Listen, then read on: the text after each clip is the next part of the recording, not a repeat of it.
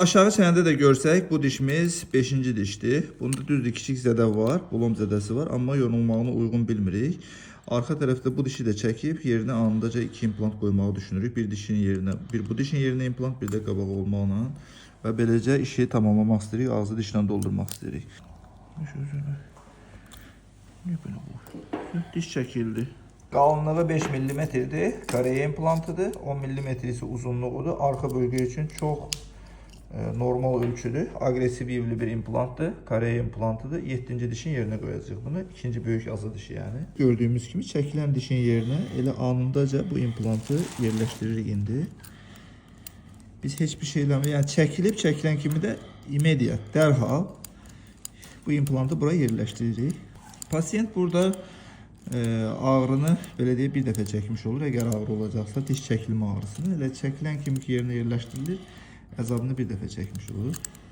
Torkumuza da baxsaq, bax, normal. Hardasa 45-dən də yuxarı birdən tork ala bilirik buradan. Böyük açırıq, belə bək saxla. Baxaq, implantımızı da yerləşdirdik. İmplant sümüyün içində, tamamen sümüyün içində. Perimetr divarlarının içindədir.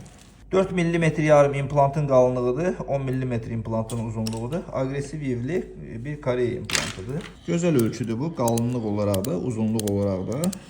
Bir çənənin yükünü dartması üçün gözəl bir ölçüdür. Paralel şəkildə yerləşdirək burada. Yüksək torkla bağlayacaq bunu. Baxırıq, yüksək torkla bağlayırıq. Burada baxsaq, maksimal torklarla bağlayırıq buranı. Amma burada incə detallar var. Mən dediyim kimi yeni başlayan stomatoloqlar bunlara baxıb implantlarını belə sıxmasınlar. İtki verə biləcəklər, sümükdə nekroz verəcəklər.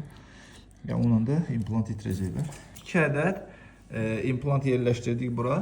Paralel yerləşmiş oldu bura. İndi buranı da bağlayıb tikəcəyik burada.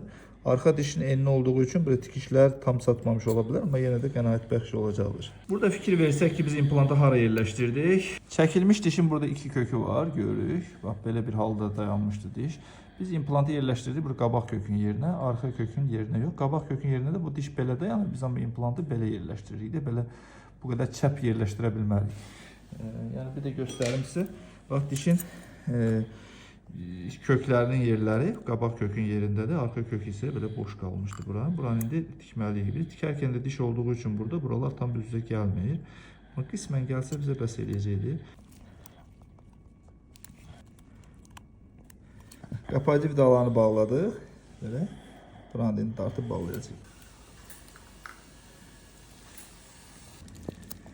Buranı da tikdik. Ümumi bir baxaq. Aşağı çənədə də dişi